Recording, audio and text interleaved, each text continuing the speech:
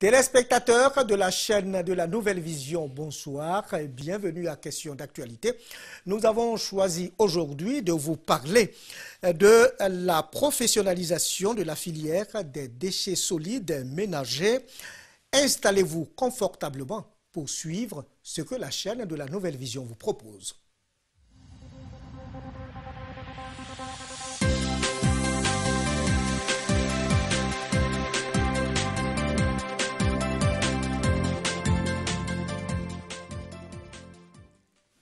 Notre invité est M. Seybi Alphonse, coordonnateur du projet de professionnalisation de la filière des déchets solides ménagers. Avec lui, nous allons parler de la phase 4 de ce projet. Un an après le lancement du projet de professionnalisation de la filière des déchets solides ménagers, quel bilan? M. Seybi, bonsoir. Bonsoir, M. Kwadio. Oui. Je voudrais, avant de répondre à votre question, vous dire merci à tous les acteurs et à tous les responsables de la RTI Boaké, au nom de M. Alakwadjo Remi, ministre de l'Environnement, de la Salubrité urbaine et du Développement durable, au nom de Madame le directeur général de la Nature, qui donc est la responsable première du projet que nous gérons. Le bilan, pour nous, nous pouvons dire que notre bilan est positif, loin du satisfecit habituel, mais nous disons que nos objectifs ont été atteints à environ 86%. Je pense que pour une année d'exercice, c'est un chiffre assez important à retenir. Pourquoi? Parce que nous avons réussi aujourd'hui à terminer totalement notre étude, qui est la première composante du projet, c'est l'étude de métier de la salubrité. Du coup, avec cette étude, la Côte d'Ivoire, à l'instar de 2 pays africains, sont dotés d'un répertoire des emplois métiers de la filière des déchets. Ça, c'est un élément important. Deuxièmement, nous avions un objectif, créer 500 emplois dans la filière des déchets. Au titre de l'année expérimentale, 500, nous sommes à 412. Ça, nous pensons que c'est des acquis importants. Nous avons réussi à positionner les différents centres d'incubation comme de véritables organes de développement. Ça, c'est quelque chose d'important qu'il faut qu'on retienne. Et puis, nous avons aujourd'hui réussi à former dans les 4 zones que nous avons couvertes au titre de l'année 2012, l'exercice, l'année budgétaire 2013-2014, nous avons au total formé 487 jeunes de Boaké, de Man, de Yamsokro et de Korogo. Je pense que c'est des acquis assez importants pour nous. Donc nous pensons que pour nous, le bilan est assez positif. Bilan positif. La phase 4 de ce projet consiste à quoi faire concrètement? Merci M. Kwadio pour votre question. Il s'agit en fait de vous faire comprendre que le projet est constitué essentiellement de 4 composantes. La première, c'est ce que je vous ai défini tout à l'heure, c'est la composante qui nous a permis de faire l'étude des métiers. La deuxième composante, c'est une gestion participative et communautaire qui consistait donc à mettre en place les différents PME et les groupements et associations de gestion des ordures. Et ensuite, la troisième composante, il faut que ces 2 premières composantes soient accompagnées d'un financement qui pourrait permettre de prendre en charge ces jeunes qui travaillent dans le milieu dans le secteur des déchets. Et aujourd'hui, la composante que nous avons lancée, que nous sommes en train de lancer à Boaké, c'est la composante 4. Il s'agit de mettre en place ce que nous avons appelé un programme d'éducation, sensibilisation, éducation, conseil, pour que toute la population soit sensibilisée à la compréhension et à l'adoption de la chose gestion des ordures éco-citoyennes. D'accord, c'est l'intérêt donc du projet. Maintenant, le rôle des brigades de salubrité. Oui, dans ce projet, nous avons en vue de mettre en place... Vous avez assez sensibilisé, maintenant il faut passer à la répression? Non, non, pas encore. C'est-à-dire que nous, si vous voulez, dans cette composante, enfin dans cette partie du projet, la composante 4, c'est une composante qui va permettre pour nous de former un certain nombre de jeunes qui sont au nombre de 50 et qui vont avec un objectif de 5000 ménages, de 500 ménages pour cette période d'exercice et de sensibilisation qui va se dérouler. La brigade de salubrité dont vous parlez tout à l'heure est une entité entière de l'Agence nationale de la salubrité. Si vous voulez, c'est un département entier qui est à la charge d'un commissaire de police, qui est le commandant de la brigade, le commissaire Théa, que je salue au passage, et qui, pour le moment, a ses actions limitées à la ville d'Abidjan. Mais dans les perspectives à venir, la nation verra peut-être comment étendre les actions de la brigade de la salubrité à l'intérieur des communes de Côte d'Ivoire. D'accord. Bouaké et Korogo ont accueilli ce projet dans sa deuxième composante. Alors, quel est l'état des lieux? Merci, M. Kodjo. Bouaké, pas seulement Bouaké et Korogo, nous avons fait 4 communes. La 4e commune, c'est cette année que nous l'avons abordée. Nous avons fait la ville de Mans. Nous avons fait la ville de Yamsokro.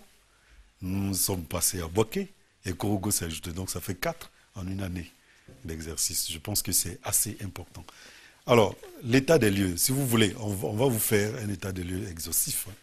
Nous avons, dans les autres communes, nous avons fait ce que nous avons appelé la formation et l'équipement, l'installation d'un certain nombre de centres qui vont accompagner ces différents groupements d'intérêt économique que nous avons installés. Ce sont ces centres que nous appelons les centres d'incubation.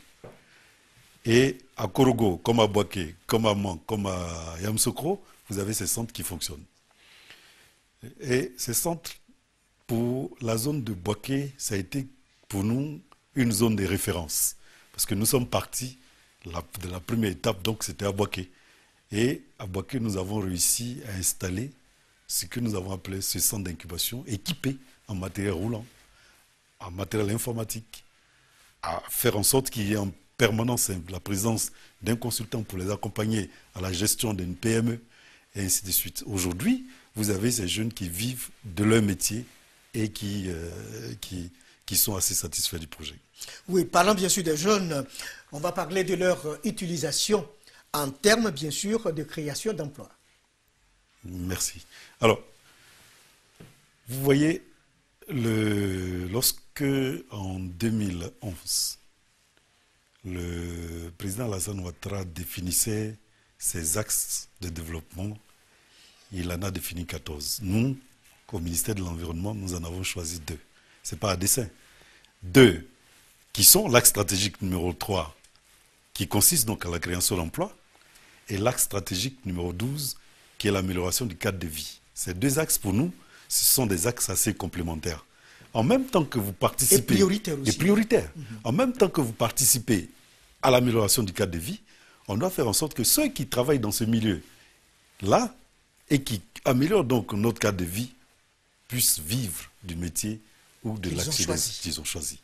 C'est ça. Et c'est pour ça que nous disons que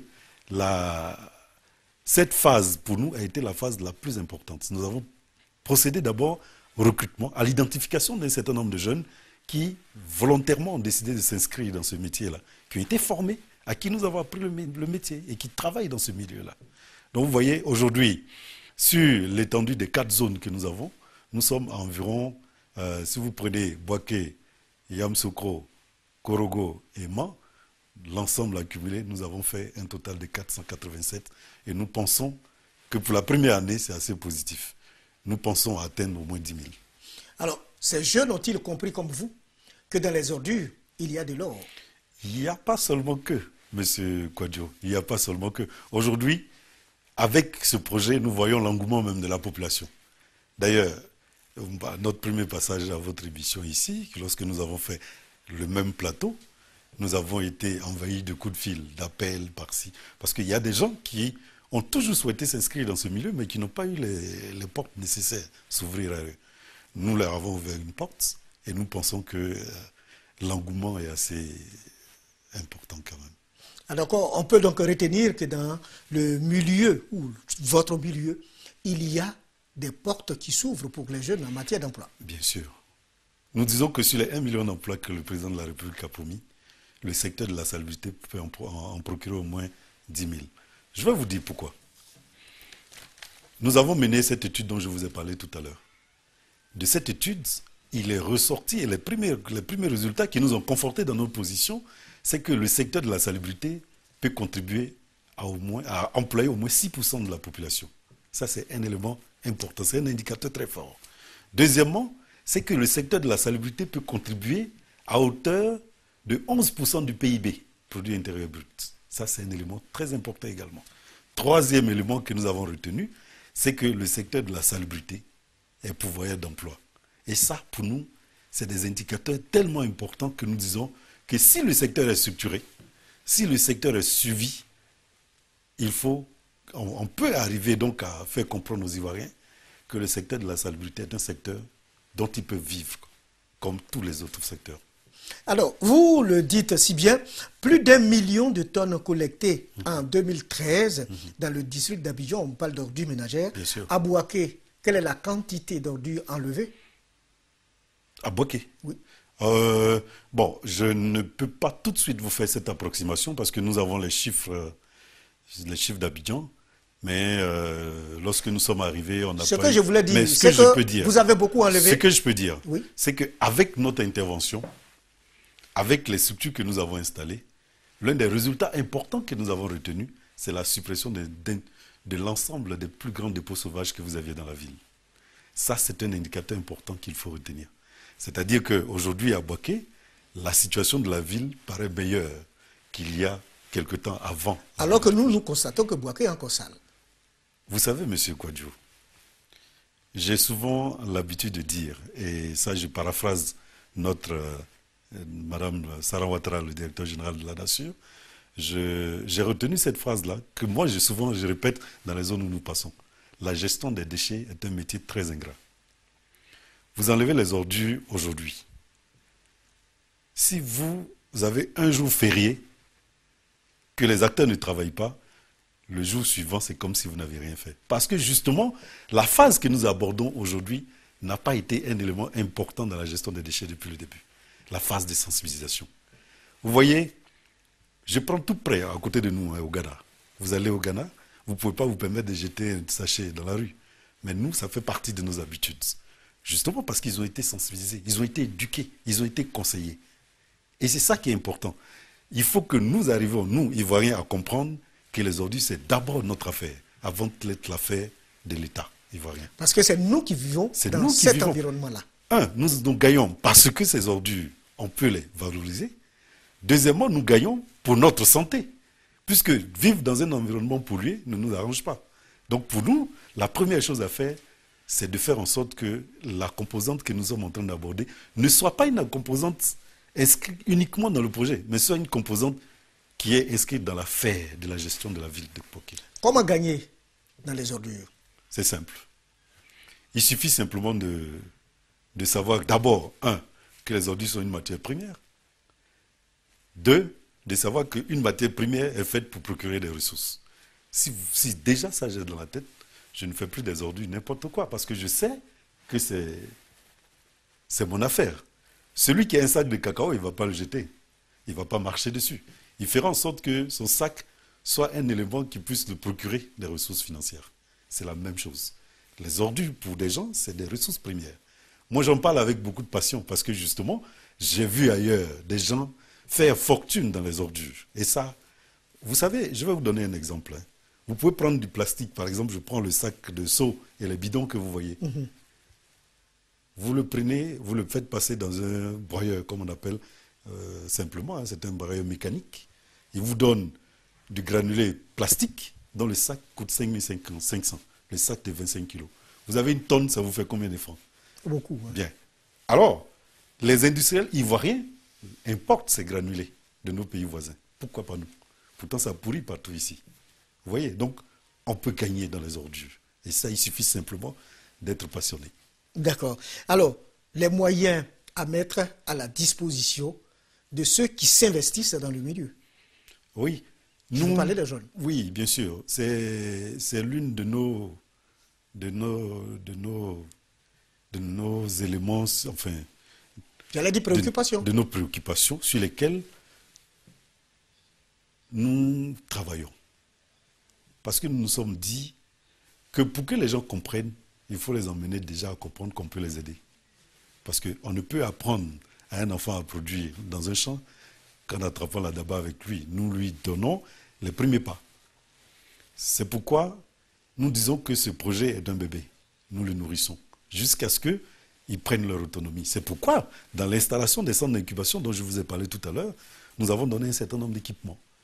Et ça, au passage, je voudrais, à ce niveau-là, profiter de votre antenne pour remercier le directeur général du Fonds de financement des programmes de salubrité, qui est en permanence avec nous, qui nous accompagne dans toutes les villes où nous sommes passés et qui nous a permis de fournir un certain nombre de matériel à ces jeunes-là, comme des tricycles, comme des râteaux, comme des éléments qui leur permettent de ramasser et de collecter les ordures. Et ça aussi, je pense que c'est l'actif de Madame le DG de la Nation. D'accord. On a parlé de la population tout à l'heure. Quelle est la contribution de la population dans cette politique? Merci beaucoup, M. Guadio. Et ça, je pense que c'est une très bonne question.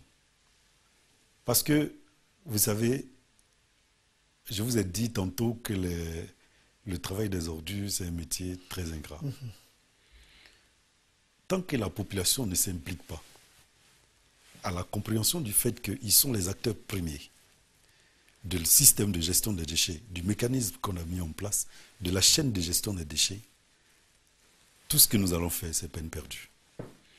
C'est pourquoi leur contribution que nous demandons, c'est d'abord de savoir, que les ordures, comme vous le disiez tout à l'heure, c'est de l'or. C'est précieux. C'est précieux. Ça, c'est déjà un. Ça veut dire quoi? Que la contribution des ménages peut se traduire en termes de conditionnement, c'est-à-dire la forme, désormais, d'emballer cette matière précieuse que j'ai. Je ne peux plus jeter ça en vrac. Je suis obligé de le conditionner pour permettre à celui qui vient le récupérer de ne pas laisser des ordures sur place. Ça, c'est déjà un. Deuxièmement, il doit faire en sorte qu'on ne puisse... Ça, c'est une autre étape que nous allons aborder l'année prochaine, dans le cadre de la sensibilisation, qu'on puisse savoir qu'il est possible de séparer le plastique du carton, des ordures, des autres ordures qui se détruisent, qui pourrissent. On appelle aussi la matière putrescible, comme les restes alimentaires, et ainsi de suite. Ces trois fragments que je viens de vous citer sont source de revenus. Voilà. Donc c'est un peu cette contribution au comportement éco-citoyen. Ne plus jeter les ordures dans les rues. Il faut qu'ils conduisent ces ordures-là dans des endroits où ces jeunes que nous avons formés, ces structures que nous avons mis en place, puissent les récupérer sans difficulté. Vous avez aussi la contribution des clubs services. Bien sûr. Est-ce que ces clubs vous aident véritablement? Oui, cette question, je pense que c'est un sujet assez important auquel il faut peut-être qu'on pense. Et là, ce que je peux faire à ce niveau, c'est lancer un appel. Lancer un appel à l'ensemble des ONG, à l'ensemble des clubs services, qui font beaucoup, qui donnent du matériel par-ci, qui donnent du matériel par-ci, et qui donnent par-ci, par-là, tout un ensemble d'éléments dont on a besoin pour travailler. Je pense qu'aujourd'hui, nous leur ouvrons une porte pour qu'ensemble, on puisse s'unir et faire en sorte que les populations à qui on donne ce matériel, qui souvent, vous donnez un seau poubelle à une famille, ils utilisent pour faire autre chose, souvent même pour se laver, ou conserver l'eau à la maison. Alors qu'en réalité, vous avez donné pour un objectif précis. C'est cet objectif-là que nous voulons qu'on atteigne ensemble. Donc c'est vraiment un appel que je lance à l'ensemble de ces associations qui se trouvent dans la zone de Boaké, de Korogo de Mans et de Yamsokro, qui s'unissent à ce projet pour qu'ensemble on réussisse nos objectifs d'amélioration du cadre de vie des populations. Oui, il y a un autre problème, c'est celui des abris poubelles. Bien sûr. Il y a des endroits où il n'y a même pas d'abris poubelles. Bien sûr. Ou bien les abris poubelles sont mal utilisés. C'est ça. Il faut aussi sensibiliser la population. Bien sûr. C'est pour ça que nous sommes là, M. Kouzou. Oui. Et je voudrais profiter de votre antenne pour lancer un appel à toute la presse dans la zone de Boaké, dont vous êtes les acteurs premiers. Nous voulons véritablement vous associer. Nous voulons que vous nous accompagniez. Parce que, vous savez, le projet que nous avons est assez compliqué. Changer les mentalités, ça ne se fait pas en 2 jours. Du jour au lendemain. C'est compliqué. Les humains ont les habitudes. Et les habitudes sont des secondes natures. C'est très difficile à changer. Nous, ce que nous voulons, c'est qu'avec l'appui de la RTI, de la presse écrite, des radios de proximité, de l'ensemble des acteurs de la filière à Boaké, vous puissiez nous accompagner nous aider. C'est ce que nous faisons en ce moment. Ah oui, bien sûr. Et ça, je vous dis encore une fois de plus nos remerciements. Mais il faut qu'on sente que c'est notre affaire, nous, la presse comprise. Parce que sincèrement, Bouaké a été une zone que nous avons pris comme cible parce que Bouaké a beaucoup souffert. Et aujourd'hui, quand vous regardez l'évolution, on sent qu'avec l'arrivée d'un certain nombre de projets que nous avons mis en place, la ville commence à prendre de l'allure. À renaître. À renaître. Et ça, il faut qu'ensemble, nous arrivions à aboutir à cet objectif. D'accord. Alors, M. Seybi, un comportement éco-citoyen consiste à quoi faire? C'est très simple. Oui. M. Kouadio. Je vous le définis très simplement. Oui. Je prends ma pochette. Parce que je vais vous présenter d'abord deux mots. Éco, c'est-à-dire écologie, c'est-à-dire propre. Citoyen, c'est celui qui respecte sa nation. Un citoyen. Je prends ma poubelle, je suis dans ma voiture. Je sais que dans la voiture, à la fabrication du véhicule, à la portière du chauffeur ou du passager, on a prévu un endroit où mettre les poubelles, ou les éléments déjà utilisés. Je mets ma poubelle dans la portière de la voiture. Je suis un éco-citoyen. Je ne jette pas mes ordures par la fenêtre. Je les mets par la fenêtre de ma voiture, mais je mets dans la poubelle qui est prévue pour ça. Je vois un objet non utilisé à la maison, donc qui est devenu un déchet, je ne le jette pas dans la rue, mais je le mets au bon endroit. Ce bon endroit, c'est la poubelle. Je suis un éco-citoyen. C'est pourquoi, si vous voyez les différents t-shirts que nous avons utilisés, le message est clair dessus. Un geste simple pour un environnement sain. Vous voyez, je prends ma poubelle avec cette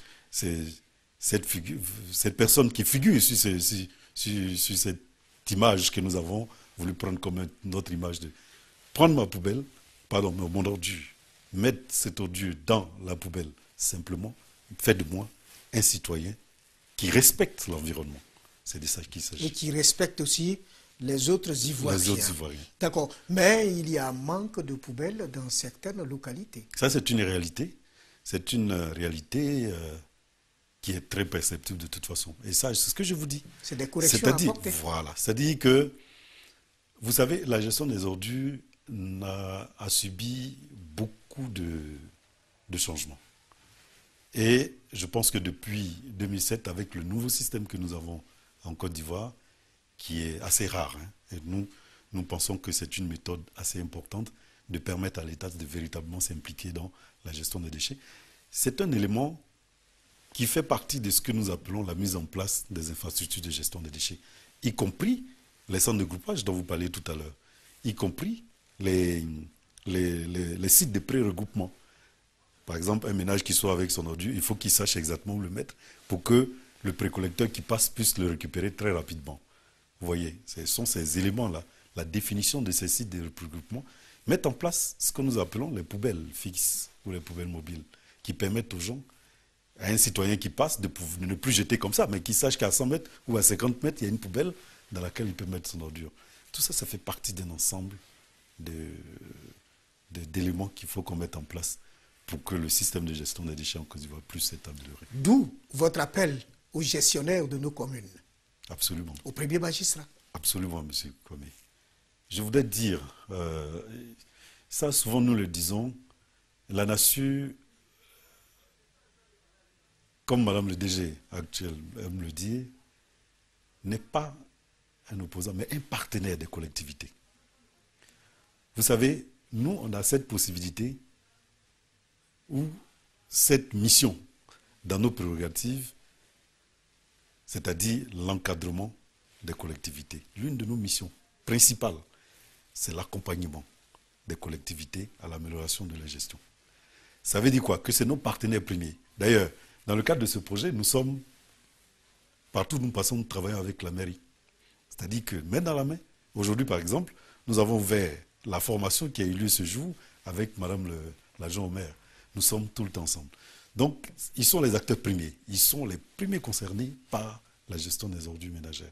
Donc, nous ne venons que les appuyer pour qu'on puisse avancer. Et surtout pour le bien de la population ivoirienne. Merci.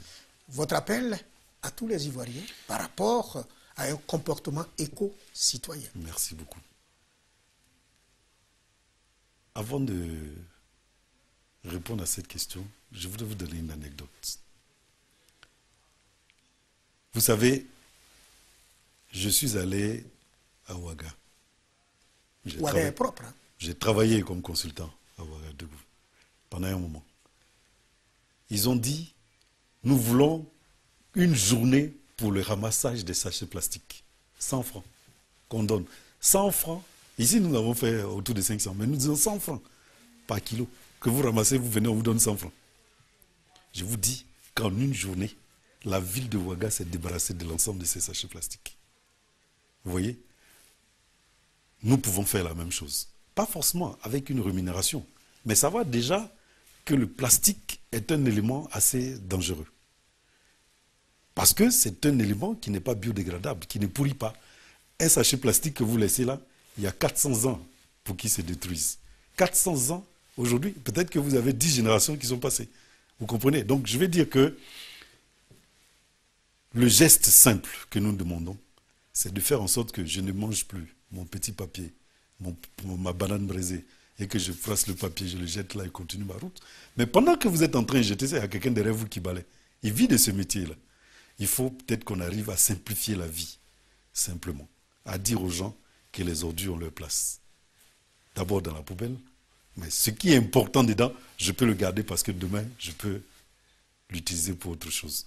Tel que par exemple le plastique, tel que le fer, tel que par exemple le carton. Parce qu'aujourd'hui, on nous demande, mais pourquoi vous parlez du carton? Le carton, vous pouvez l'utiliser, le mettre dans l'eau, ce qu'on appelle le maillage. Vous mettez dans l'eau, il passe quelques jours, vous le compressez, vous en faites des boules de charbon. Vous voyez, il brûle même mieux que nos charbons de bois. Et ça, la boule que vous avez, à peine comme le petit, comment on l'appelle là, le beau flottant, là, il coûte 25 francs. C'est-à-dire que quand vous avez un sac comme ça, de boules de carton, vous êtes un homme riche. Donc vous voyez, voilà des petites choses qu'on veut apprendre aux gens. Des astuces qu'on peut apprendre aux gens. Et ça, je pense que les Ivoiriens doivent comprendre que être un vrai citoyen, c'est ne pas jeter ses ordures dans la rue, mais les mettre à la place où il faut pour qu'ils soient transférés là où il faut. Merci donc à vous, Monsieur Seybi Alphonse. Je rappelle que vous êtes coordonnateur du projet de professionnalisation de la filière des déchets solides ménagers. Et bien sûr, c'est de ce sujet que nous avons parlé. Merci, chers téléspectateurs, de nous avoir suivis. Et j'espère que vous allez vous comporter en éco-citoyen pour le bien des Ivoiriens et pour le bien de notre nation. Merci de nous avoir suivis et à très bientôt.